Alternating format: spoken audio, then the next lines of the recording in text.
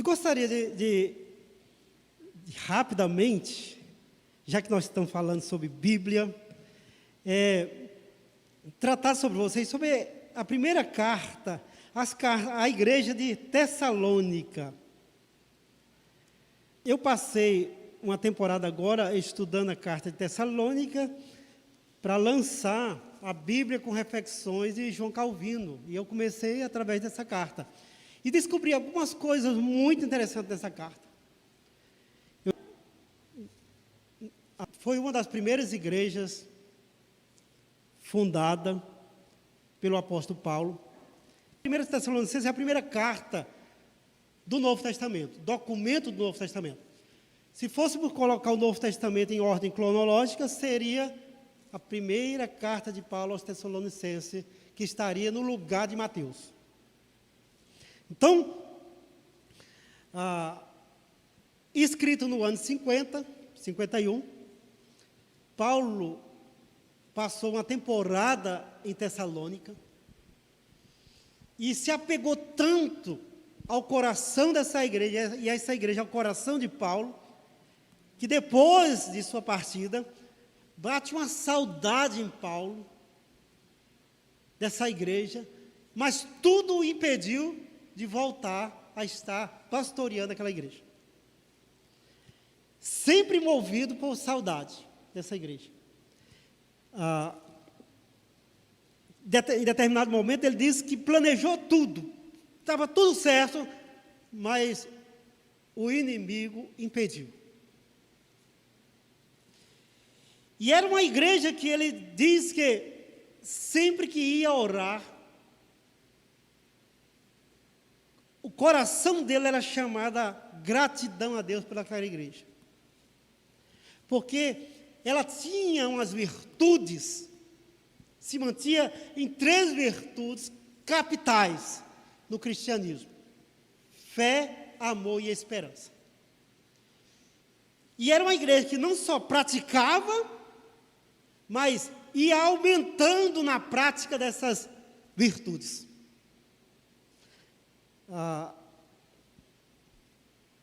Daí que, analisando toda essa igreja, percebemos o quê? Que a igreja de Tessalônica é uma igreja no caminho. O cristianismo, em Atos dos Apóstolos, e principalmente pelos escritos de Lucas, inicialmente nós fomos chamados os do caminho. Só depois, lá em Antioquia, que nós fomos chamados de cristãos. Mas éramos os do caminho. Então, fomos assim chamados, inicialmente. Talvez porque Jesus é o caminho. Então, os do caminho, ou seja, os de Cristo. Mas, na verdade, é só suspeita. Porque a teologia do caminho presente em Lucas não está muito clara. Ele não diz, é isso. Só que é uma igreja no caminho. Que caminho? A gente percebe, pelo subtítulo aí, que da eleição ao chamado, do chamado à imitação, da imitação à perseguição, e na perseguição, perseverança, até a volta de Jesus. Ou seja, aqui está toda a dinâmica, todo o ritmo do ser igreja, do ser cristão, que começa na eternidade e se conclui na glória. Mas entre a eternidade primeira e a eternidade futura, o que devemos fazer? Qual é o nosso ritmo? Qual é o nosso caminho? Como nós vivenciamos Jesus como igreja? Então, temos um caminho. Estamos a caminho porque somos os do caminho. Então, no caminho, é claro, o nosso caminho começa com nossa eleição, escolha divina, desde o princípio. Na carta aos Tessalonicenses, quando se inicia essa carta, ele fala muito bem sobre essa questão, que eles são, sabemos, irmãos amados, que Ele os escolheu. 1 Tessalonicenses 1,4. Então, o nosso caminho como cristãos começou antes da fundação do mundo, através de um decreto de Deus, que nós costumamos chamar de eleição ou predestinação.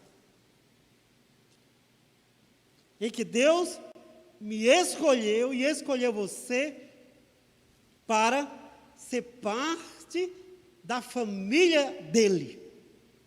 E isso, posteriormente, é chamado de adoção. Fomos adotados. Ou seja, quando nós olhamos para uma condição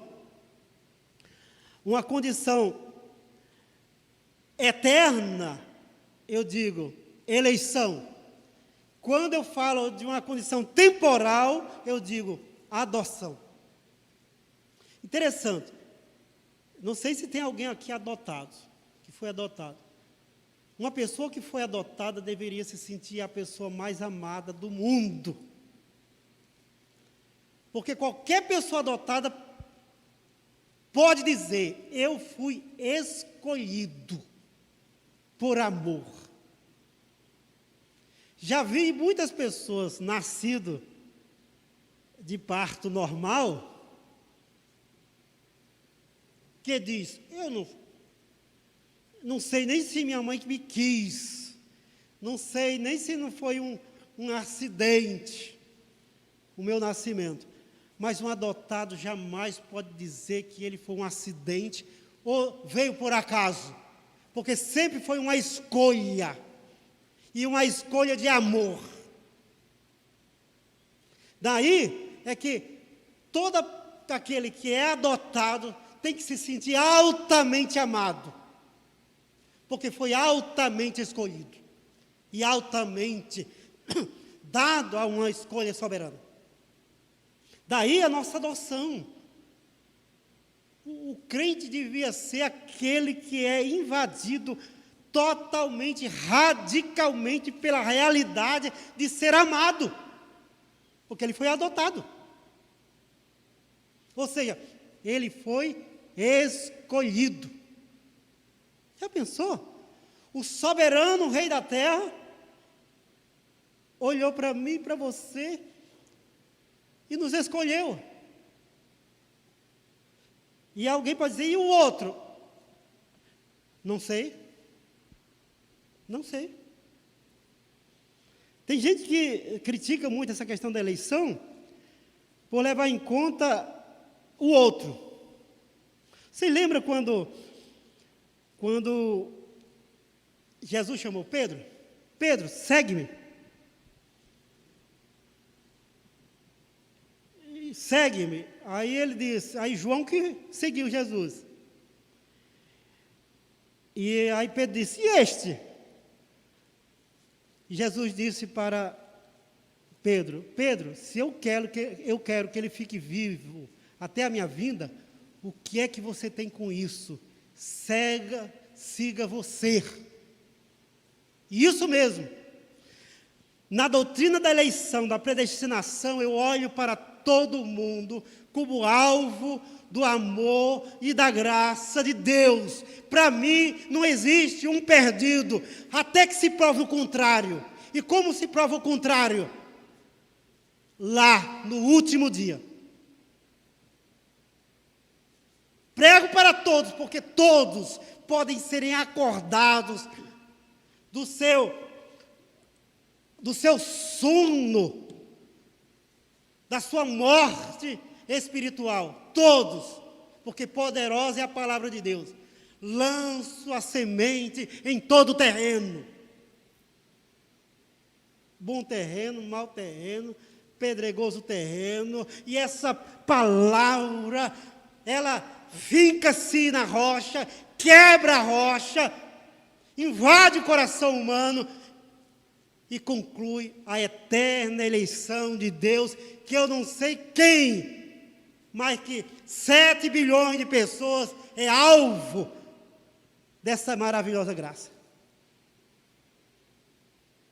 Por isso, o próprio Calvino coloca a predestinação na parte da teologia prática. Como sei da minha eleição?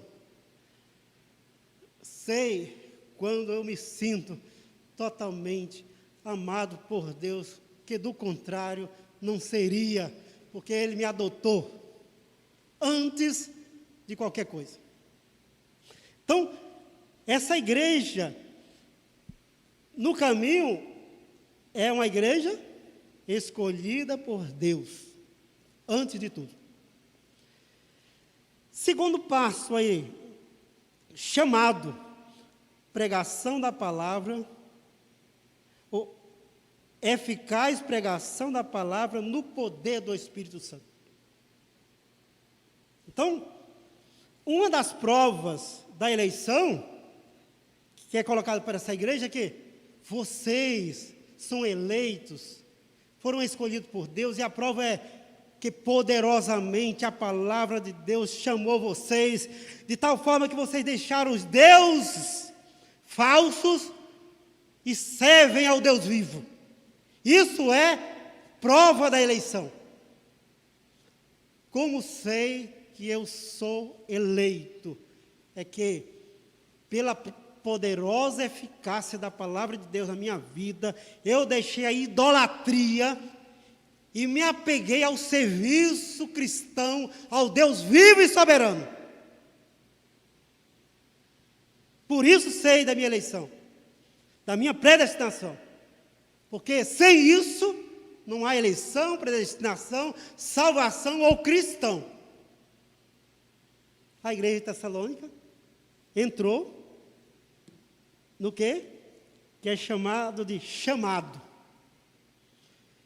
Todo que é eleito será chamado pela palavra. Por isso que a palavra tem que ser pregada a todo mundo. Ide por todo mundo, pregai o evangelho.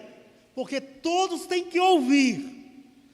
Porque é ouvido é que são chamados do túmulo. Vem Lázaro. E os Lázaros saem dos seus túmulos para a gloriosa graça da salvação e da ressurreição em Cristo Jesus. Uma vez chamados e deixam a idolatria e servem agora ao Deus vivo,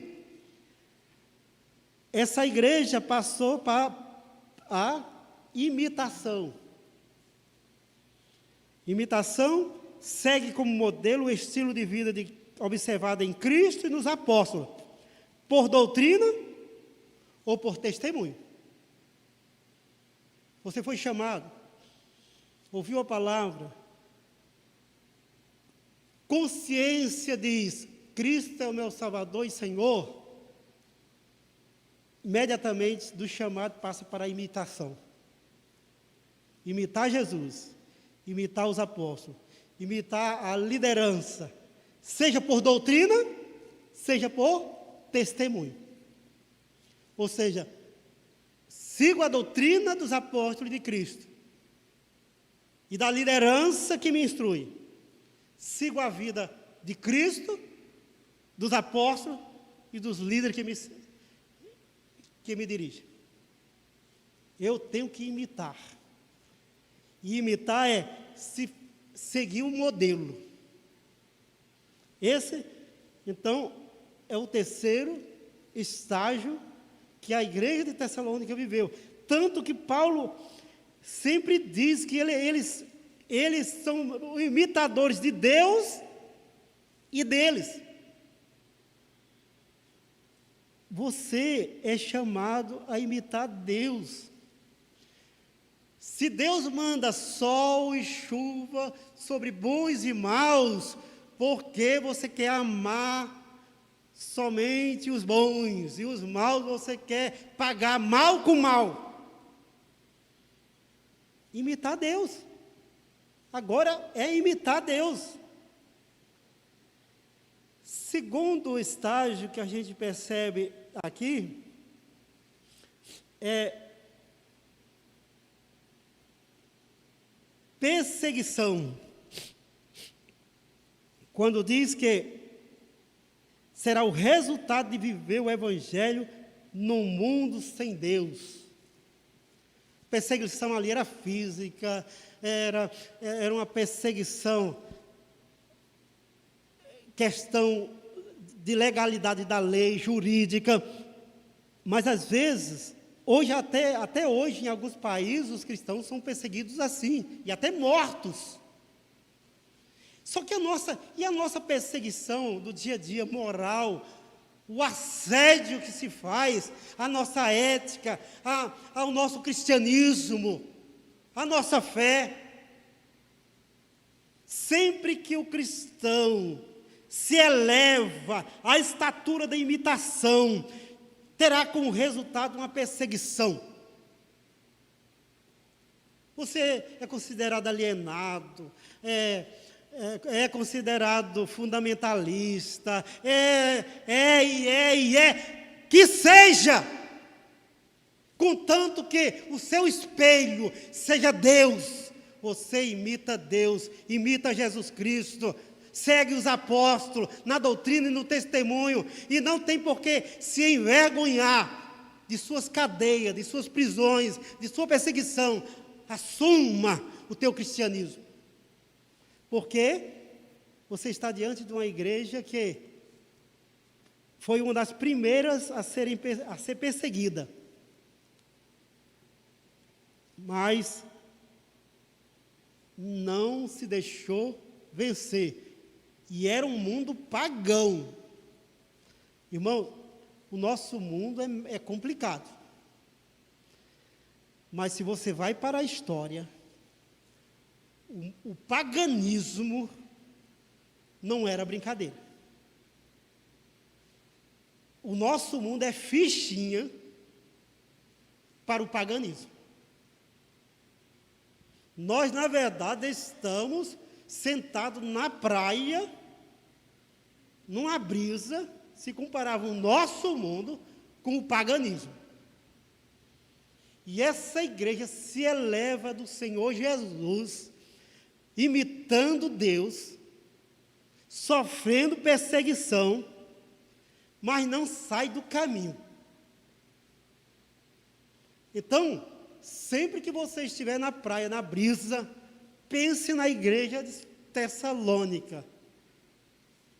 E entenda, o teu mundo pagão não é nem um terço do paganismo deles. Viver que eles tinham que sofrer. Não é. Sei, para ter uma ideia, que foi algo que o cristianismo mudou. Uma criança nascia com defeito, o pai era autorizado a ir a um precipício, jogar e pronto. E voltar para casa sem nada. Vida não tinha valor. E o cristianismo mudou isso. Como? Instalando orfanatos, filantropia, dizendo é pecado, é erro, vida é vida. E aí, aqueles que nasciam com defeito começaram a ser valorizados, ter direito à vida, inserção social, esperança. O nosso mundo pagão precisa de uma resposta. O nosso testemunho. Nosso testemunho e nossa doutrina.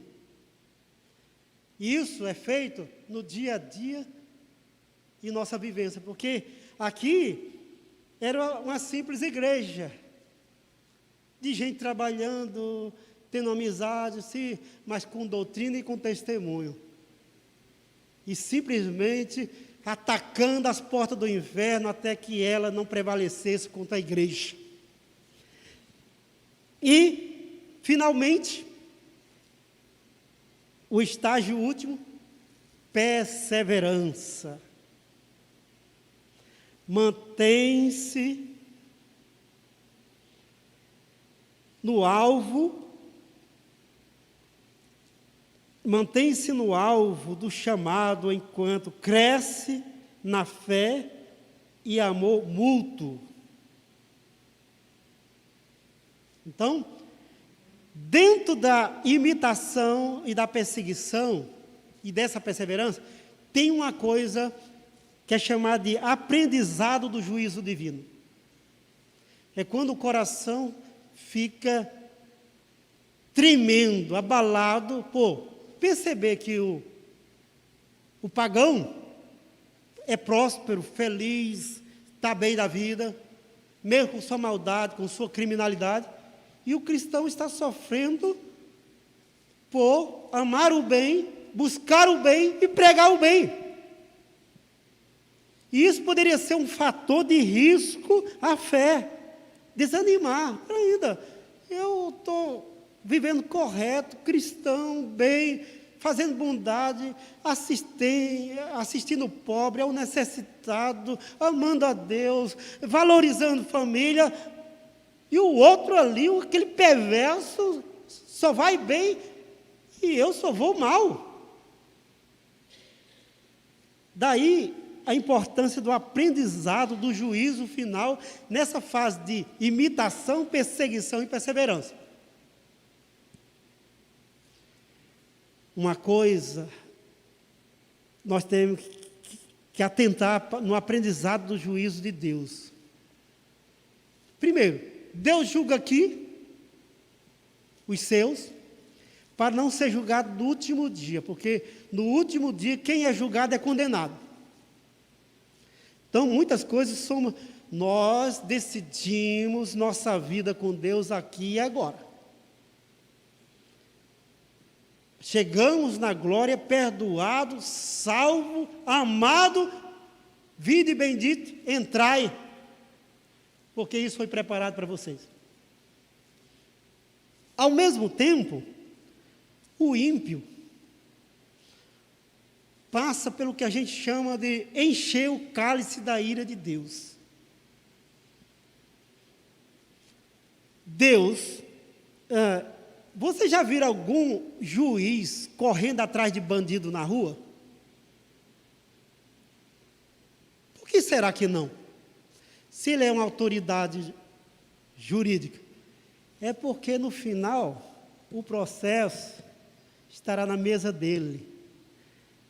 E no final é ele que bate o martelo. Me aguarde. Me aguarde. É chegado o teu dia. Por mais que a vida do ímpio seja belo, por mais que a trapaça pareça o caminho da glória, o último dia aguarda todas essas pessoas para desqualificar sua maldade. Vitórias aqui pode ser uma derrota eterna, porque o juiz de todas as coisas está no seu trono. Por isso, Deus não vai ficar perseguindo o ímpio à toa, a não ser quando o cálice de sua ira se enche. Aí ele decide aqui. Até lá, o juiz espera para o último dia. E ai daquele que cair nas mãos do juiz eterno. Por isso,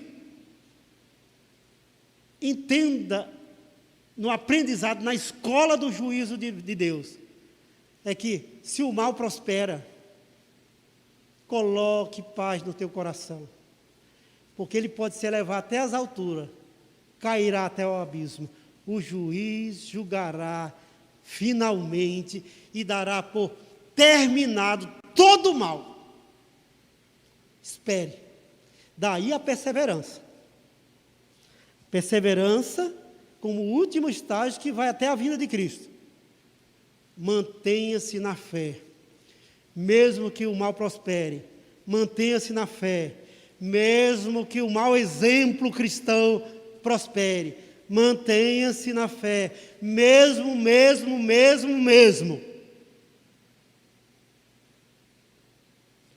Porque você aprendeu na escola do Espírito Santo que deve também ter cuidado, porque o cálice da ira de Deus pode também se encher para você.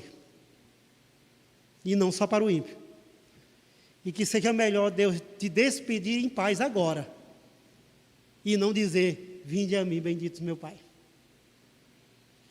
Temor na sua vida.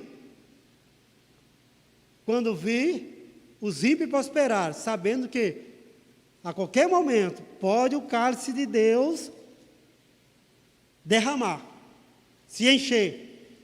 A qualquer momento pode o juízo de Deus ser instalado com a vinda de Cristo. E ai daquele que hoje diz, paz, paz, porque virá repentina destruição. E finalmente, depois de perseverar em tudo, a glória do Senhor Jesus e de seu Deus e de nosso Deus nos aguarda prontamente. Porque para isso nascemos, para ser alguém de glória a glória, de eternidade a eternidade, da eleição à consumação.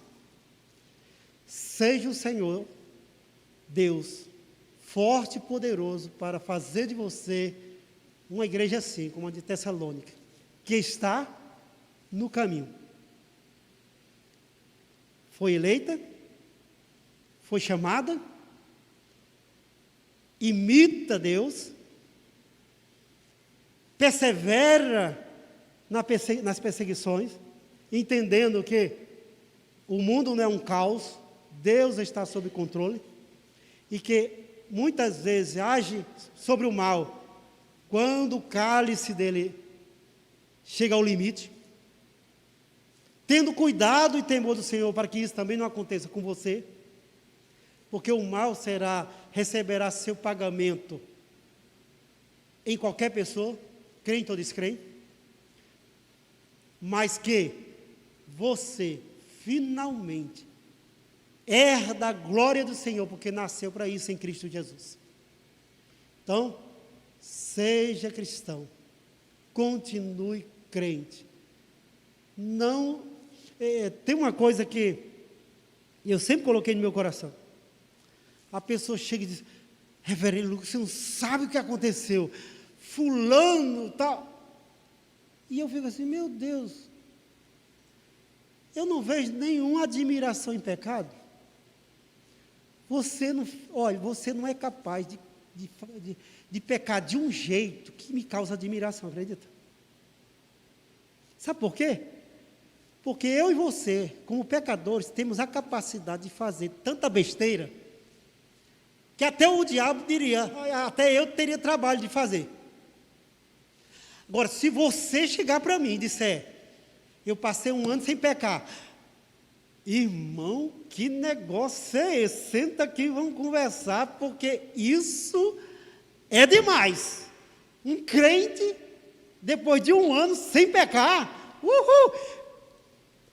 passe a dica, a receita. Porque pecar horrivelmente qualquer um pode. Tanto que Paulo diz assim, ora, as obras da carne é conhecida de todo mundo. Gálatas. Sabe o que ele está dizendo? Não tem novidade nisso aqui, olha. É mentiroso, é falso, é adultério, é não sei o quê, é não sei o quê. Isso aqui é... Agora, se você chegar e me disser que está com 1 ano sem pecar, eu fico admirado. E jamais admirado por nada que o mal possa produzir através da nossa carnalidade ou malignidade. Por isso, seja cristão. Viu o mau exemplo? Se abalou por quê? Ora, Judas era dos apóstolos, até se enforcou, depois de trair Jesus. E o grupo dos discípulos não se desfez, devia se desfeito, né? Ora, um grupinho de 12, um trai o Jesus e ainda se enforca, se suicida, esse grupinho aí devia ter se desfeito. Eu jamais vou fazer parte de uma igreja que trai a Cristo e que um dos apóstolos se enforca. Não é assim? Jamais faço parte daquela igreja porque tal coisa... Deixa de bobagem, vá seguir Jesus. Você está se admirando por coisa nada. Se admire pela glória plena, total, divina, acima de qualquer palavra qualificativa, a glória do Senhor. Olhando para Jesus, autor e consumador da nossa fé.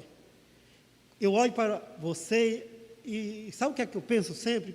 E olho para mim desse jeito. Eita, esse pecador aí só está esperando a vez.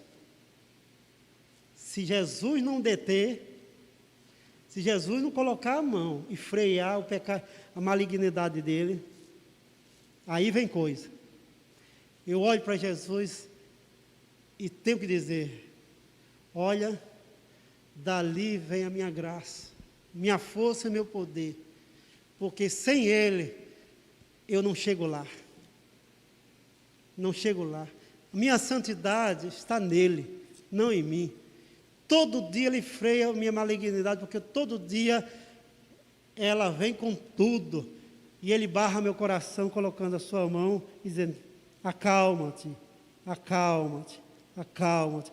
E será mais um dia de crente no Senhor bendito. Porque os meus olhos vão procurar, não a glória do Senhor, vão procurar erros em você, erro naquele, erro em igreja, erro não sei o quê, para sair justificando no outro o que é meu.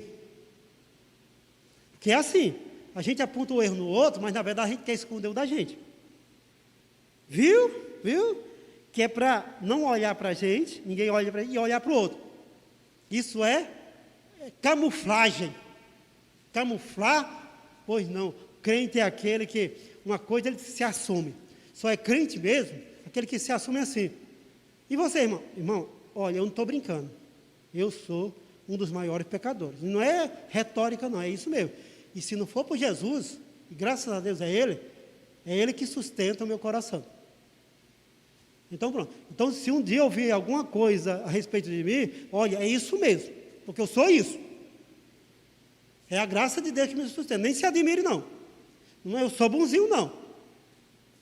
Bom é o Senhor. Lembra do que Jesus, bom mestre, não sei, bom mestre, não sei o quê. Bom é o Senhor. Bom é o Senhor. Mas o Senhor é tão é o Senhor. Me libere para ver uma coisa, me libere. Deus abençoe vocês com a característica dessa igreja incrível, para que vocês sejam incríveis cristãos no mundo. Não, seja crente, não crente crítico, não crente cético, não crente cínico, crente, chamado e depois glorificado. Vamos orar. Pai, é com bondade que estamos diante de Ti, na Tua bondade. Rogo-te, Senhor Deus, que nossa igreja, que foi eleita e chamada eficazmente pela Tua palavra, imite Jesus. Persevere nas tribulações e entenda como o Senhor encara, enfrenta e domina o mal e toda a malignidade. Que possamos ser, Senhor Deus, crentes e igreja, que os nossos líderes tenham saudade de nós. Que em suas orações, os seus corações saltem de gratidão, porque fazemos parte desse corpo, somos esse corpo e temos Jesus. Louvado seja o Teu nome, Deus. Adorado, exaltado, amado, servido. Que o mundo saiba que nós temos um Deus, que deixamos a idolatria das coisas, dos ídolos, de nós mesmos, e passamos a servir o Deus vivo, que tem olhos e enxerga, ouvidos e ouve, boca e fala, e um coração que nos ama radicalmente e eternamente. Gratidão a Ti, Senhor. Gratidão a Ti, por Cristo Jesus. Amém. Bom dia para vocês. Deus abençoe.